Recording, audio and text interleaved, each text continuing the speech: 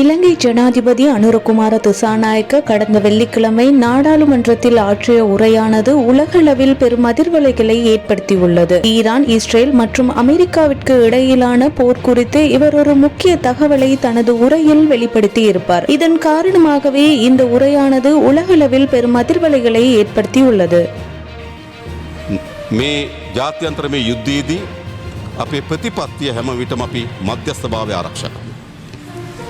ඒ වගේම පහුගියදා மத்திய கிழக்கில் ஏற்பட்டுள்ள போர் சூழல் குறித்து எமது நிலைப்பாடு நடுநிலைமை என்பதாகும். எமது தாய்நாட்டின் கௌரவம், நீதிக்கான கேள்வி மற்றும் சர்வதேச அங்கீகாரம் ஆகியவற்றை எமது நடுநிலைமையை பேணுவதன் மூலமே எம்மால் பெற்றுக்கொள்ள முடியும். எனவே எவ்வித அழுத்தங்கள் மத்தியிலும் இந்த நடுநிலைமை நழுவி போக இடமளிக்க மாட்டோம். ஆனால் சில பாராளுமன்ற உறுப்பினர்கள் மற்றும் சில கருத்துக்கள் முன்வைக்கப்படுவதை நான் அறிவேன். நாம் எப்போதும் ஒரு தரப்பிற்கு சார்பாக இருக்கிறோம் என்றும் சில தீர்மானங்களை உரிய நேரத்தில் எடுக்கவில்லை என்பது போன்றும் கருத்துக்கள் நிலவுகின்றன. அவை முற்றிலும் உண்மைக்கு புறம்பானவை என்பதை உங்களுக்கு கூறிக்கொள்ள விரும்புகிறேன். ஈரானிய கப்பல்கள் குறித்த பிரச்சினை குறிப்பாக 2026 பிப்ரவரி 26 எம்மிடம் ஒரு கோரிக்கை விடுக்கப்பட்டது. அந்த நேரத்தில் எமது மேசை மீது 2 ஆவணங்கள் இருந்தன. ஒன்று, ஈரான் விடுத்த கோரிக்கை மார்ச் 9 மற்றும் 13 தமது கடற்படை கப்பல்கள் பிரவேசிப்பதற்கு அனுமதி கோரியிருந்தது.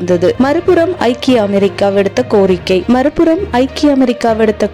அதாவது தமது கடற்படைக்கு சொந்தமான 2 போர் விமானங்கள் எமது மத்தள விமான நிலையத்தில் வருவதற்கு அனுமதி கோரியிருந்தது. நாம் மிகவும் தெளிவான முடிவை எடுத்தோம். அந்த நேரத்தில் போர் குறித்த சமிஞ்சைகள் ஏற்கனவே தோன்றியிருந்தன. நாம் அந்த 2 கோரிக்கைகளுக்கும் அனுமதி வழங்கவில்லை. அதுதான் நடுநிலைமை. நான் இங்கே கேட்கிறேன், ஏன் ஈரானிய கப்பல்களுக்கு அனுமதி வழங்கவில்லை என வினவப்பட்டது எனக்கு நினைவிருக்கிறது. ஒருவேளை அனுமதி வழங்கியிருந்தால் என்ன நடந்திருக்கும்? எமது ஒட்டுமொத்த நடுநிலைமையும் நழுவி போயிருக்கும். நாம் ஒரு தரப்பிற்கு சார்பாக செயற்பட்டிருப்போம். இல்லையெனில் நாம் மற்றைய தரப்பிற்கு இடமளிக்க வேண்டியிருந்திருக்கும். அவ்வாறு நடந்திருந்தால் எங்கோ தொலைதூர பிராந்தியத்தில் உள்ள அந்த போர் மோதலானது மத்தள விமான நிலையத்திற்கும் கொழும்பு துறைமுகத்திற்கும் அருகில் வந்திருக்கும். நாம் அதனை செய்யவில்லை. அத்தகைய அழுத்தங்கள் மத்தியிலும் அந்த நடுநிலைமை கொள்கையை பாதுகாத்துள்ளோம்.